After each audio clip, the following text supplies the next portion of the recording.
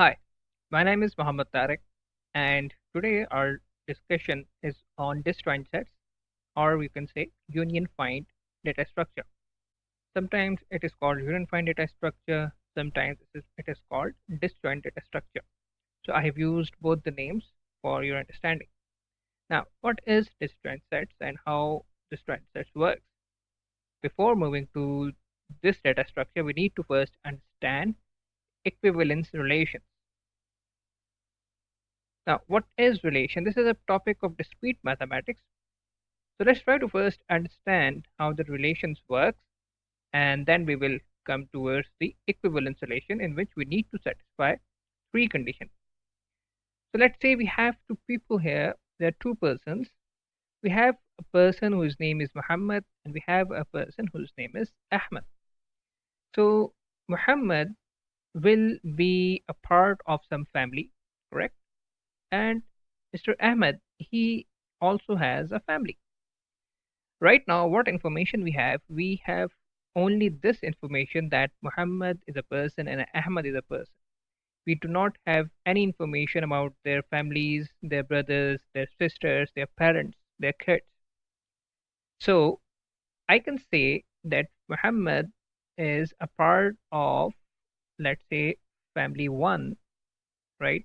And I can say Ahmad is a part of, let's say, family two, right?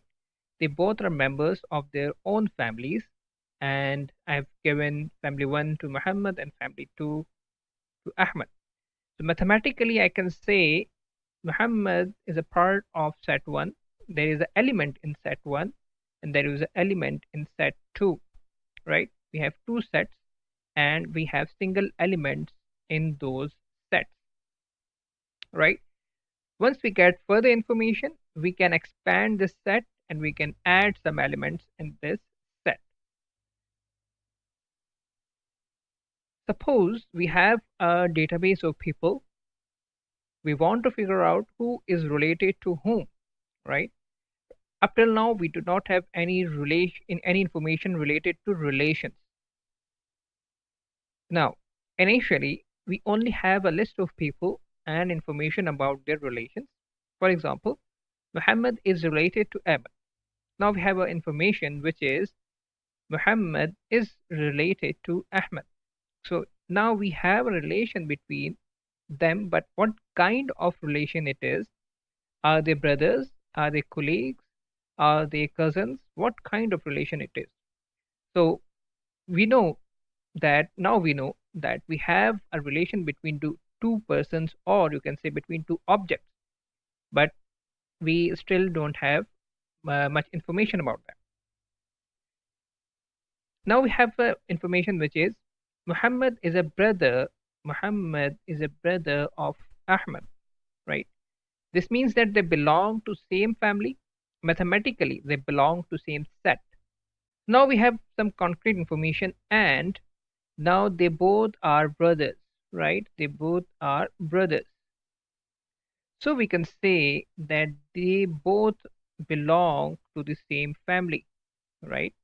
They both belong to the same family. Now we have two elements. So this is, let's suppose this is family 1. We call them family 1. And mathematically we can say we have a set 1 having two elements, right? So in this way, when we have elements and when there is a relation between them, we join them or we group them in same set, right? Now let's see further. If Muhammad is related to Ahmad and Ahmad is related to Sam, then Muhammad is related to Sam. What does this mean? I'll explain you this point. Once we have relations information, we would like to answer queries like, is Muhammad related to Sam? So now we have three pictures. We know these both guys are brothers. And with additional information about Sam, we know that Ahmad is related to Sam, right? According to this information, Ahmad is related to Sam. And let's say they both are also brothers. They both are also brothers. So this will be correct to say that Muhammad is also a brother of Sam, right? Because we know Muhammad is a brother of Ahmad, and Ahmad has a brother with the name Sam. So I can extract this information, and this will be very true when I say that Muhammad is a brother of Sam. So in this way, we can extract information based on the relations, based on the information that we get. All three people, these guys are part of same family, right? Now we have family 1, and this family, mathematically we can say it's set 1 having 3 elements, right?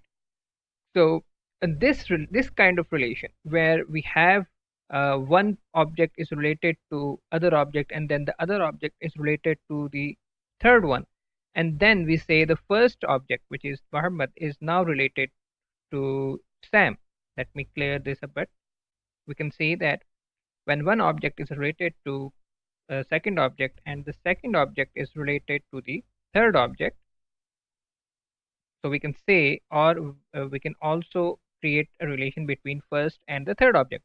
This is called transitivity. We will learn about this in the next slide. Now, the equivalence relation. What is equivalence relation? A relation R over the set S is called equivalence relation if it has following properties. What are those properties? Reflectivity.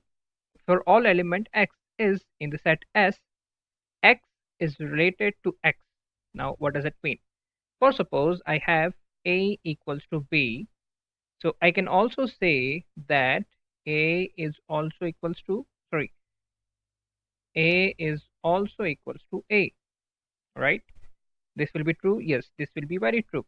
So every element, or if I say Ahmad is a brother of Sam, right? I can say Ahmad is also related or also has a relation with himself. So Ahmad is also related to Ahmad, and this will be true. So every element, every object has a relation to itself, and that relation is a true relation. That relation cannot be false, right? So this was the uh, first point. Now, second point is symmetry. If for all elements, for all elements x and y, x is related to y if and only if y is related to x. So now, for example, now I have these three pictures again. Now let's say this is x and this is y. So if Ahmad is a brother, Muhammad is a brother of Ahmad, so I can say Ahmad is also a brother of Muhammad, right? Will this relation be true, or will this statement be true? Yes, this is statement will be true. So this is called symmetry, right? This is called symmetry. For all element x and y, x is related to y if and only if y is related to x. So this condition is satisfied. Now the third condition, or the third point, is transitivity. For all element x, y, and z, if x is related to y and y is related to z, then x is related to z. So let's say we have x, we have y, and we have z. So if I say Muhammad is a brother of Ahmad and Ahmad is a brother of Sam, so I can say that Muhammad is a brother of Sam, right? Isn't it? So will this statement be true? Yes, this will be true. So when we satisfy all these three statements, or all these 3 points, all these 3 properties, we say that this relation is an equivalence relation, right? This is an equivalence relation. So, and this is based on the equality that one element, or you can say one object is related to second object, and that is related to third object, and that is related to third object. So when these three objects satisfy these properties, then we say it's an equivalence relation, right? So now let's see what is not an equivalence relation. The less than relationship is not an equivalence relation. How it's not an equivalence relation? It is reflexive since x is equals to x is less than equals to x. So it is something like if I say a is less than equal to a, yes, because a is equals to a if it's not less than. Let's say if I say uh, 5 is less than equal to 6, yes, 5 is less than 6. Or if I say 5, and if I say 5 is less than equals to 5, yes, because 5 is equals to 5. Second point is transitivity. If x is less than equals to y and y is less than equals to z, so this implies that x is also less than equals to z. So now what does this mean? Let's say we have a is less than equals to b and b is less than equals to c. In this case, I can say something like this: 5 is less than equal to 6 and 6 is less than equal to 7. Is this true? Yes, it is true, because 5 is less than 6 and 6 is less than 7. So transitivity property has also been satisfied. Now, what about symmetry? It is not symmetric since x less than y does not imply that y is less than x. So let's take same example. 5 is less than equal to 6. But if we revert this, when we will revert this property, the symmetry property, this will not be true because 6 is not less than and 6 is also not equals to 5. So less than equal to is not an equivalence relation. For further information about equivalence and relations, you can check on the internet, or you can also refer any book on discrete mathematics. Okay, let's take another example.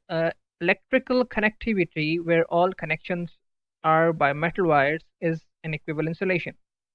When we have connections in using the electrical wires, that can be considered as an equivalence relation. Why? Because those wires satisfies all three conditions.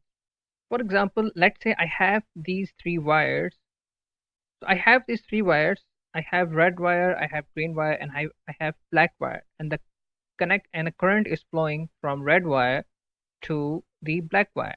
The current is flowing in this manner, right? So it is clearly reflexive since every component is connected to itself. So you can say that every component is connected to itself. So the current is going from red wire from here and now going out from this point, right? Going out from this point. It is symmetric because if component A is connected to component B, then B must be electrically connected to A. So as you can see, this red wire is connected to green wire. So it also means that this green wire is connected to this red wire, right? So this is also symmetric. The third point is it is transitive since if component A connected to component B and B is connected to C, then A is connected to C. So we can also label these wires as A, B, and C. So A is connected to B and B is connected to C. So we can say that this C is also connected to, we can say that this C is also connected to A, right? And this is true. Okay, now let's see how we can represent these relations. To represent these relations, we have a technique called matrix representation. Let's say we have Jack, Ali, Usman, Jamie, and Umar. We have these five guys, and these five guys have some relations with each other. Now, what is the relations between them? So let's say Usman and Ali, they are brothers, right? And Ali and Jamie, they are office colleagues. Okay, they work in same office. And Jamie and Jack, they are also brothers. And let's say Umar and Usman, they have a relation of teacher. Umar is a teacher of Usman, right? So we have these relations now. Now, how we can represent these relations? What I'm doing is I'm reusing this matrix representation. So if you remember the three properties, we have the first property is reflexivity. So every re- e- element or every person is connected to itself, right? If I say that Jack is connected to himself, or Jack is equal to Jack, so this will be true. This is called self relation. So I'm representing SR for self relation, or you can say the reflexivity. In the same way, Jamie is also related to himself. Umar is the same, uh, is in the same relation. Usman is also in the same relation, and Ali is also in the same relation. So this is the first and the basic property which has been satisfied, and all these guys are related to themselves. Now the second property we have is symmetry. So if one is a brother of others, then if we can say, then the first one is also a brother of the first one. So let's check this one, Usman and Ali. So Usman is a brother of Ali, and and Ali is a brother of Usman. So this satisfies the second condition also. So we can say that. So let me write true here. T for true, right? So in the same way, Ali is a colleague of Jamie, and the Jamie in the same way is also colleague of Ali. So Jamie and Ali, they are related. So Ali and Jamie. So this is also true. Now Jamie and Jack, they are brothers, and the same way Jack is also a brother of Jamie. So I can say, so I can write true here. Okay. So now Umar is a teacher of Usman, but Usman is not a teacher of Umar, right? So this condition is not being satisfied. So I cannot write anything on this matrix, right? Because this is not a symmetrical connection. So in this way, I can represent the relations in this matrix. So we only have five elements, you can say, or you can say we only have five people here, and we have a matrix of 5 by 5, right? We have a matrix of 5 by 5. But here is a problem. The problem is, what if we have 1,000 elements or objects or people? Now, how we can represent this relation in which we have 1,000 or more than 1,000 elements? Will this be efficient in terms of time, space, and memory to create a matrix of 1,000 by 1,000? Will this be efficient? And the answer is definitely no. This will not be very efficient. So, what to do to represent or to handle this kind of relations in which we have big number of data? So, to address this problem, I will discuss the solution in the next lecture. In the next lecture, we will see how we can solve this problem, and with that, we will try to create the data structure, the disjoint data structure, with the help of the solution. I'll see you in next lecture. Thank you.